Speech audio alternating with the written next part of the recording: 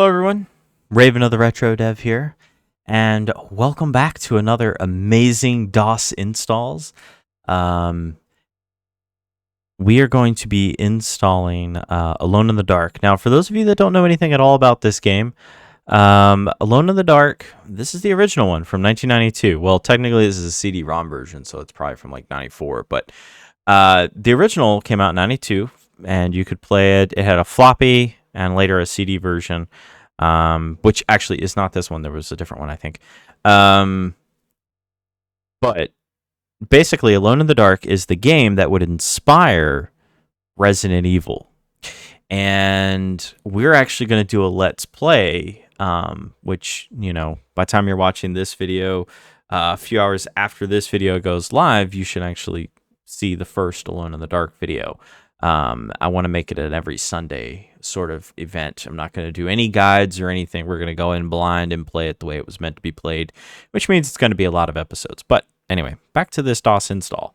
Now, I want to point out that I am doing this under DOSBox, and the reason for that is 86box with FreeDOS actually has issues with this game, and it's not 86box's fault. It's FreeDOS's fault. And the reason for that is this is one of those really weird, quirky games that does not work with FreeDOS's built-in memory manager. I think it would work with Chem, but it doesn't work with GemX at all. I couldn't get it to work. And the only way I was finally able to get it to work was basically boot it into bare bones mode, where I put nothing in upper memory or anything. And then I basically load in the CD-ROM driver manually, and that actually kind of got it to work. But this game it's old and it has a lot of quirky issues, and I just want to install the thing and play it. So DOSBox, which is why I still keep DOSBox around, even though I love 86box. So we're just going to go into Drive D here, and we'll just do a dir, and we'll just type install. Now, the nice thing about this particular version, and I don't know if it's because it's a CD-ROM version or if it's a special version, I ripped this thing off my disc, and the disc is somewhere, so I'm not actually sure which particular version this is, but anyhow, the point I'm trying to make here is that it actually includes a demo which they use, and this game is really cool. And also, for those of you that have never seen this game, once we actually get to the install process, I'm just double checking all of this stuff here. Yes, this game doesn't have a lot of options, but it does have an actual good graphical installer, which is pretty cool and pretty rare. We haven't seen too many of these, although in 94 might not be so rare. And we'll just hit install. And we don't want it going there. Thank you very much. We want it going into games, and we'll call it ADARK 1, and we'll hit OK. I'm not actually sure if I already had one there or not. So, a couple tidbits for anyone wanting to play this game. First off, as everyone knows, I mentioned before, issues with the 86box version. My 86box is a powerhouse 486 that runs at 160 megahertz at stock clock. Totally makes this game unplayable. Like, it actually would play, but it's too fast, and the way the sprint works, this game uses frame rate to calculate when you last hit the next key. You get too many frames, you can't play. So we're actually playing at a fixed rate of 12,000 cycles, which is not a lot of cycles, which is almost too fast for this game even. Since this game requires a 386, you're looking at more at like 6,000 cycles. Yes, literally. They managed to pull this game off with a 386 that only can do about 3,000 cycles. Less if you have a 25 megahertz 386. So we're going to look at Jack first.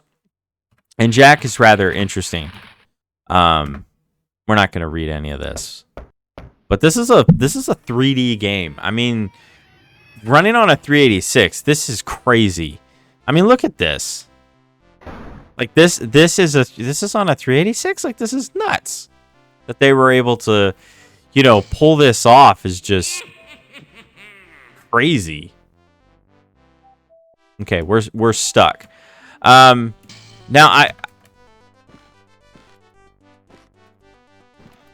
I'm trying to sprint here. Yeah, I might have to lower the frame rate even further. Now, we're actually not going to play Jack, but I just want to make sure it works and walk around for a bit. I don't know if you can sprint in Jack. Oh, wait. Nope, I got him to sprint. I think I'm sprinting. Yep. Okay, I am sprinting. Yeah, I'll take the oil lamp. Why not? So as you can see, this is, like I said, this is what spawned, or what would later inspire Resident Evil, which is hilariously cool. You can see like the frame rate slowdowns. This is because Jack is actually a little more demanding than Alone in the Dark. It has a lot more graphical effects. Look at the pumpkin over there too on the corner. I love this old stuff. But let's go take a look at Alone in the Dark, and then we'll end this DOS installs video here. I don't know how I'm gonna play this game with my mouse like that. Not my mouse, my microphone like that. Begin a new game. Now we're gonna skip most of the stuff just because I want to save all of that for the actual gameplay. Okay, now I got the movement down, and as you can see, like this is like a horror survival game. Now there are two other DOS versions. There's Alone in the Dark 2, Alone in the Dark 3. They're very different, as it were. Hopefully I didn't push that over too far. See, this is what I'm talking about with like the... I'm going to have to slow this down probably even further. Ah! Come on. No, no, no, no.